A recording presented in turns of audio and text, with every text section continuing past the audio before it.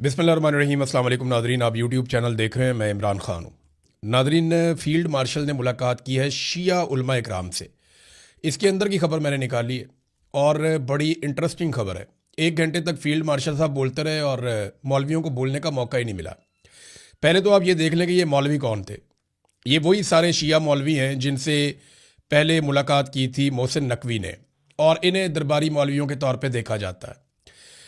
कुछ मौलवियों को बुलाने की बड़ी कोशिश की गई, जो उलमा इकराम है अहले तशी, बड़ी कोशिश की गई कि वो किसी तरह आए और आकर मुलाकात करें। मैं उनके नाम इसलिए नहीं लूँगा कि उनके लिए पाकिस्तान में बहुत मुश्किलात पैदा हो जाएंगी।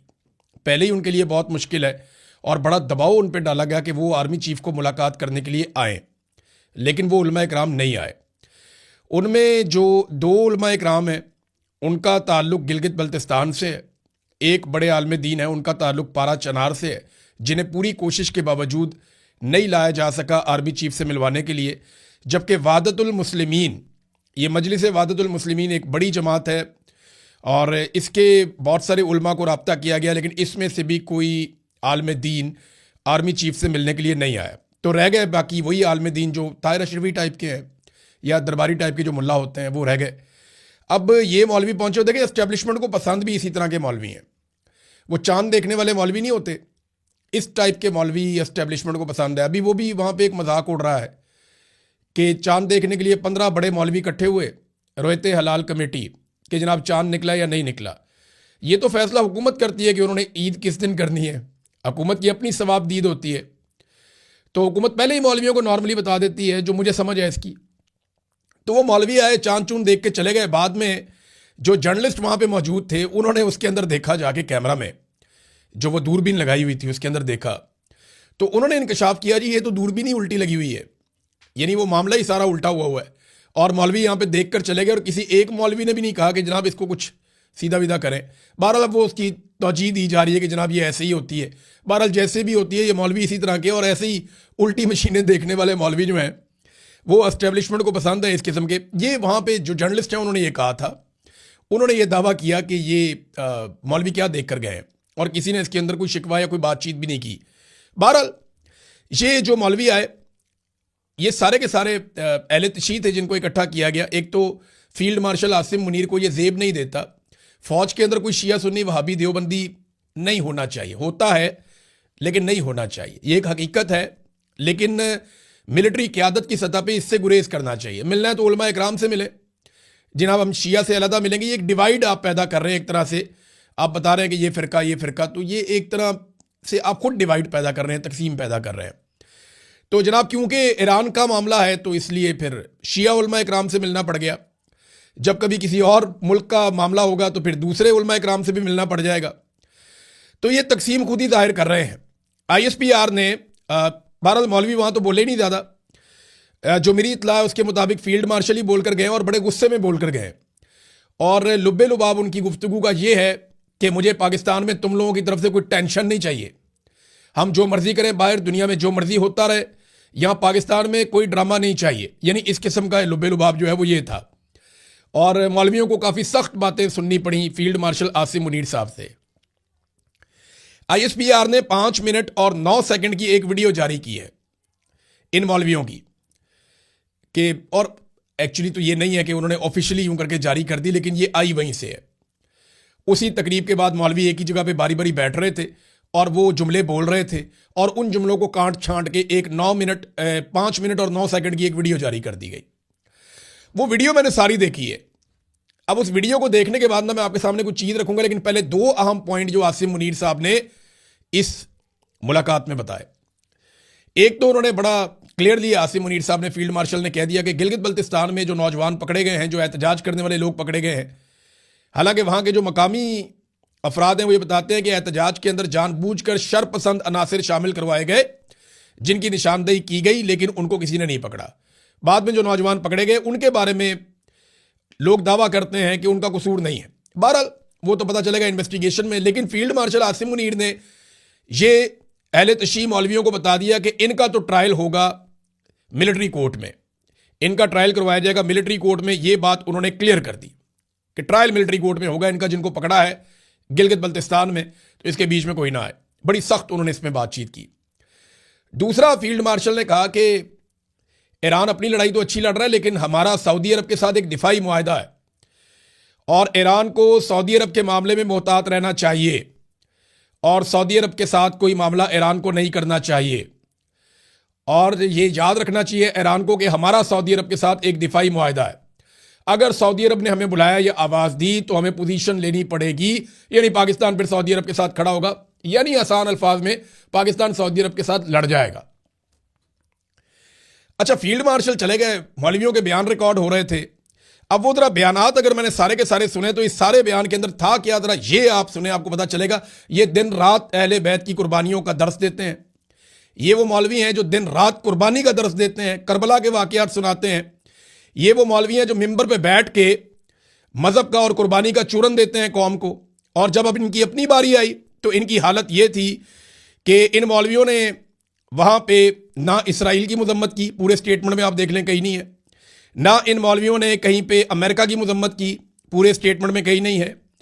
ईरान पर किसी हमले की मजम्मत नहीं की गई, पूरे स्टेटमेंट में कहीं नहीं है।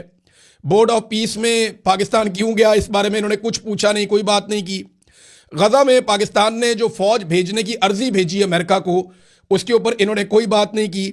ईरान में मासूम बच्चियों की शहादत हुई, उसके ऊपर इन लोगों ने कोई बात नहीं की। ईरानी लीडर आयतुल्ला खामनाई, उनकी शहादत के ऊपर इन मौलवियों ने कोई लफ्ज़ नहीं बोला। जो दीगर लीडर मारे जा रहे हैं ईरान के अंदर, उसके ऊपर इन्होंने कोई तस्करा नहीं किया। मस्जिद अक्सा के जो बंद दरवाजे हैं उनका कोई जिक्र नहीं किया। फ़लस्तीन और गजा का इन्होंने नाम तक नहीं लिया। और ये भी नहीं पूछा कि डोनाल्ड ट्रंप को अमन का नोबेल इनाम आप किस खुशी में दे रहे हैं। यानी ये मौलवियों की हालत है। दिन रात मिंबर के ऊपर बैठ के कुर्बानी देंगे, वाकया करबला हमें ये सिखाता है, ये सारा दिन यही करते हैं ना, ये मौलवी कौम को यही बताते हैं। तो अब आप ये देख लें कि इनकी अपनी हालत क्या है कि इनसे वहां पे एक लफ्ज़ नहीं बोला गया। लफ्ज़ फ़लस्तीन, लफ्ज़ इसराइल, लफ्ज़ अमेरिका इनसे बोला ही नहीं गया। बच्चियों के कत्ल तक के ऊपर इन्होंने बात नहीं की।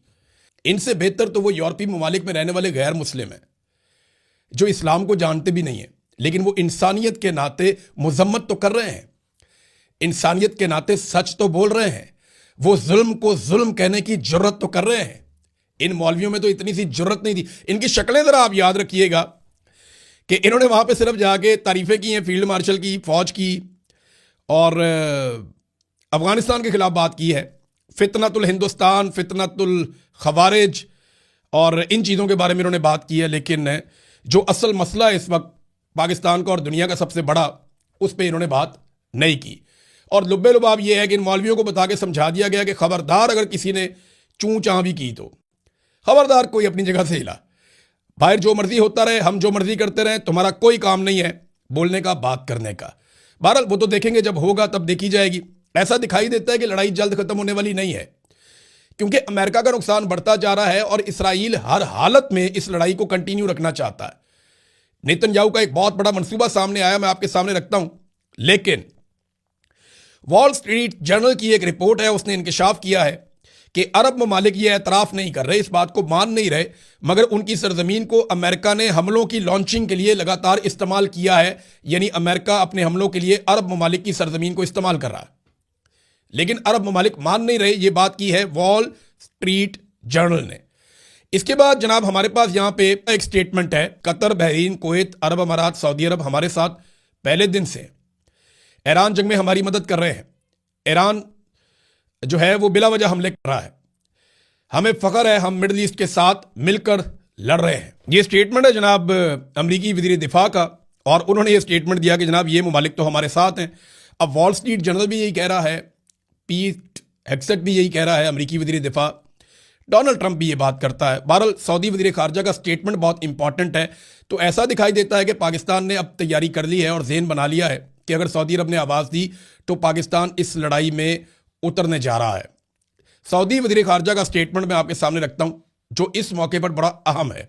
सऊदी वज़ीर ख़ारजा शहज़ादा फैसल बिन फरहान का मुसलमान ममालिक के वज़ीर ख़ारजा के साथ अहम इजलास के बाद ईरान के खिलाफ सख्त बयान। ईरान के अंदाजे गलत हैं, वो समझता है कि खलीजी ममालिक जवाब देने की सलाहियत नहीं रखते। हम किसी ब्लैकमेलिंग के आगे झुकेंगे और ना ही किसी धमकी से मरगूब होंगे। ईरान को फौरी तौर पर अपने हमले बंद करने होंगे और अपनी दुश्मनाना पॉलिसियां तर्क करना होंगी। ईरानियों ने पैगाम को नहीं समझा और अपने पड़ोसियों के खिलाफ हद से तजावज़ किया है। ईरान की जानिब से तवानाई की सप्लाई को निशाना बनाना पूरी दुनिया को मुतासर करता है। ईरान का तर्ज अमल तवील अरसे से मुसल्लह मिलिशियाओं और इंतहा पसंद ग्रोहों की हमायत पर मबनी रहा है। ईरान को यह समझना होगा कि इसके रवैये की संगीन नताइज बरामद होंगे। हम ईरानी जारहियत को रोकने के लिए हर मुमकिना ज़रूरी वसीला इस्तेमाल करेंगे। मुमलिकत और इसके शराकतदार बड़ी सलाहियतों के हामिल हैं और हमने जो सब्र दिखाया वो लामहदूद नहीं है। ये सब्र का ख़त्म होना 1 दिन, 2 दिन या 1 हफ्ता भी हो सकता है, मैं वक्त नहीं बताऊंगा। यानी ऐसा लगता है कि अगले 1 हफ्ते के अंदर अंदर अरब ममालिक जो है वो अनाउंसमेंट कर सकते हैं और फिर उनको लड़ाई में उतरेंगे तो पाकिस्तान को भी उतरना पड़ेगा। और पाकिस्तान में शिया उलमा इकराम को बुला के आर्मी चीफ ने उन्हें कह भी दिया है, एडवांस शटअप कॉल इसको कहते हैं, उनको दे दिए कि खबरदार किसी ने चूं चां की तो हम बाहर जो मर्जी करें। और अमेरिका ने भी बता दिया है, वॉल स्ट्रीट जर्नल ने भी कह दिया कि अरब ममालिक हमारे साथ हैं। उनके वज़ीर दिफा ने भी इस बात की तस्दीक कर दी है। और वज़ीर ख़ारजा जो हैं सऊदी अरब के, उन्होंने एक बड़ा सख्त बयान भी दे दिया है। डोनाल्ड ट्रंप की हालत ऐसी है कि इस वक्त द इकोनॉमिस्ट ने उनकी एक तस्वीर जारी की है और उसके ऊपर एक स्टेटमेंट भी दिया है कि ईरान में जंग डोनाल्ड ट्रंप को कमज़ोर और ज़्यादा गुस्से वाला बना रही है। सदर की सियासी सुपर पावर को कम करके उनकी लापरवाह मुहिम उन्हें मज़ीद ख़तरनाक बना सकती है। सोचे समझे बगैर शुरू की गई जंग बड़ा बहरान बन सकती है। अगर ये जंग महीनों तक जारी रही तो इनकी सदारत को ज़मीन पर भी गिरा सकती है। ये जनाब सदर ट्रंप के बारे में द इकोनॉमिस्ट ने लिखा। इनकी ज़रा तस्वीर देखें आप कि सदर ट्रंप ने सर के ऊपर एक टोपी पहनी हुई है जंगी और उसके ऊपर गोलियां उनकी आंखों के ऊपर आई हुई हैं। यानी ताकत के अलावा डोनाल्ड ट्रंप को अभी कुछ भी नहीं सूझ रहा। अब नाज़रीन आ जाए उस बड़े मनसूबे की तरफ जिसकी मैं बात करना चाह रहा था, लेकिन उससे पहले ट्रंप के गुस्से का रीज़न क्या है। यहां ब्लूमबर्ग की एक रिपोर्ट है कि ईरान के खिलाफ जंग में अब तक अमेरिका के 16 जंगी जहाज जो हैं वो तबाह हो चुके हैं। 16 जंगी तैयारे, ये बहुत बड़ा नुकसान है। हमने इंडिया के 6 गिराए थे, डोनाल्ड ट्रंप ने बढ़ा के 11 तक पहुंचा दिए थे। तो डोनाल्ड ट्रंप के अपने जो हैं वो 16 अब तक तैयारे तबाह हो चुके हैं। ये इंकशाफ किया है ब्लूमबर्ग ने। अच्छा, इसके अलावा उन्होंने ये बताया कि 10 स्ट्राइक ड्रोन्स भी हैं जो तबाह हो गए हैं। 6 अमेरिकी जंगी जहाज़ों को शदीद नुकसान पहुंचा है और वो जहाज़ हैं जो तबाह होने वाले 16 जहाज़ों के अलावा हैं। यानी 6 को नुकसान पहुंच गया, 16 तबाह हो गए, ये तो फिर 22 हो गए। और उनके जो खौफनाक ड्रोन्स हैं बड़े शानदार, वो भी तबाह हो रहे हैं। तो 3 जो जंगी तैयारे हैं वो कुवैत की फिजाओं में तबाह हो गए थे पहले, और 135 टैंकर जो है तैयारे जो रिफ्यूलिंग करते हैं वो भी तबाह हुए हैं। 6 अरकान भी उसके जो हैं वो मारे गए अमेरिका के। और अभी एक जो तैयारा अमेरिका का गिरा उसकी एक फुटेज भी जारी कर दी है ईरान ने।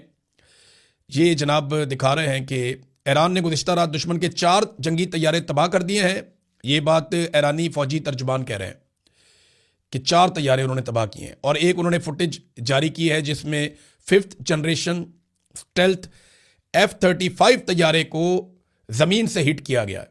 ये F-35 जो है ना दुनिया का सबसे फाइनेस्ट शानदार तैयारा, जदीद तरीन 5th जनरेशन का, और इसको रेडार नहीं पकड़ सकते। ज़मीन से इसको तबाह किया है ईरान ने। ये बहुत बड़ी कामयाबी है। उन्होंने इसकी फुटेज भी जारी की है और उनके ऑफिशियल अकाउंट से ये फुटेज जारी की गई है। अब आ जाए नाजरीन वो खेल की तरफ जो मैं आपको इस वीलॉग में समझाऊंगा। ये समझाने के लिए मैंने बहुत सारे नक्शे इकट्ठे किए हैं। ये नक्शे मैं आपके सामने रखने लगा हूँ।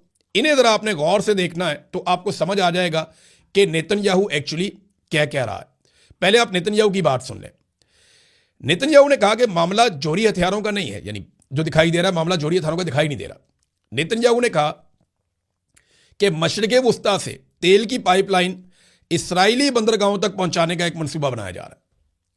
यानी वो ये कहते हैं कि बाब मंदब को और आबनाए हुरमस को इसको नज़रअंदाज किया जाए और सऊदी अरब के रास्ते उर्दन में दाखिल हों और वहाँ से इसराइल के ज़रिए से तमाम अरब ममालिक का तेल इसराइल में जाकर जमा हो और वहाँ से सारे यूरोप को मिले, यानी मगरबी ममालिक की मौजें लग जाएं। अब ज़रा ये नेतन्याहू ने कहा है, उसका ये स्टेटमेंट है, आप इसको निकाल के सुन सकते हैं, मेरे सामने पड़ा हुआ है। अब मैं आपको दिखाता हूँ कि एक्चुअली सबसे पहला नक्शा कौन सा है। ये नक्शा देखिए, ये मिडिल ईस्ट का मैप है। इसमें आपको बहुत सारे ममालिक नज़र आ रहे हैं। मैं आपको आसान करके आहिस्ता आहिस्ता समझाऊंगा। ये पहली तस्वीर आप देख रहे हैं, ये मिडिल ईस्ट का मैप है। इसमें जो नीला हिस्सा है वो समंदर है, और जो बाकी अलग अलग कलर्स हैं वो अलग अलग ममालिक हैं। तो सबसे पहली तस्वीर दूसरी आप देखें, इसमें आपको सऊदी अरब रेड सर्कल में नजर आ रहा है। ये जो मुल्क है ब्राउन कलर का, ये सऊदी अरब है। इसके बाद अगली तस्वीर में जो सर्कल किया गया है ये ओमान है। इससे अगली तस्वीर में एक छोटा सा मुल्क है सऊदी अरब के साथ समंदर के किनारे, ये कतर है। और इससे अगली तस्वीर में जो मुल्क आपको नजर आ रहा है पर्पल कलर का, ये है यूएई, दुबई। और इससे अगली तस्वीर में एक बहुत छोटा सर्कल है जो कतर के साथ है, ये बहरीन है। और एक और मुल्क येलो कलर का ये ऊपर आपको नजर आ रहा है, ये कुवैत है। अब ये तमाम ममालिक जो हैं, इनके जो तेल के ज़खायर हैं ये पर्शियन गल्फ में, यानी जहां पे ये मैंने सारे ममालिक आपको दिखाए हैं ना, इसके सामने वाला जो समुंदर है इस एरिया के अंदर इनका ज्यादा तेल मौजूद है। अब ये इस तेल को दुनिया के पास ले जाते कैसे हैं वो मैं आपको बताता हूं, लेकिन पहले देखें ये अगला मुल्क, ये उर्दन है, सऊदी अरब से ऊपर ये येलो कलर का आपको नजर आ रहा है, ये उर्दन है। उर्दन से ऊपर आप चले जाएं तो ये लगभग पिंक कलर का आपको एक मुल्क नजर आ रहा है, छोटा सा, ये जनाब यहां फसाद है सारा, और ये इसराइल है, ये इसराइल है। और इसके पास जो पिछला वाला इसका एरिया है, यानी इन ममालिक से ऊपर वाला जो इसका एरिया है, वहां जो समंदर लगता है उसको मेडिटेरेनियन सी कहते हैं। यह समुंदर तुर्की और यूरोप की तरफ जाता है, यानी यूरोप को जो मिलाता है गल्फ के साथ या खलीजी ममालिक के साथ, वो ये वाला समंदर है जो इसराइल से ऊपर की जानिब आपको नजर आ रहा है। अब आ जाए आप अगली तस्वीर में, तो ये एक तीर का निशान आपको नजर आ रहा है, ये जिस सब्ज मुल्क की तरफ इशारा कर रहा है ये है यमन। इसको सिर्फ आपने याद रखना है। अब मैं आपको एक तस्वीर दिखा रहा हूं, इसमें आप ये देखें, ये एक लाल लकीर आपको दिखाई दे रही, ये पर्शियन गल्फ से तेल लेकर चलते हैं, ये तेल का रास्ता है मगरबी ममालिक के लिए या यूरोपीय ममालिक के लिए जो तेल का रास्ता है, और यहीं से पूरी दुनिया को तेल जाता है। इंग्लैंड भी यहां पे आता है, यूरोप के सारे ममालिक, यूरोपीय यूनियन यहां पे आता है।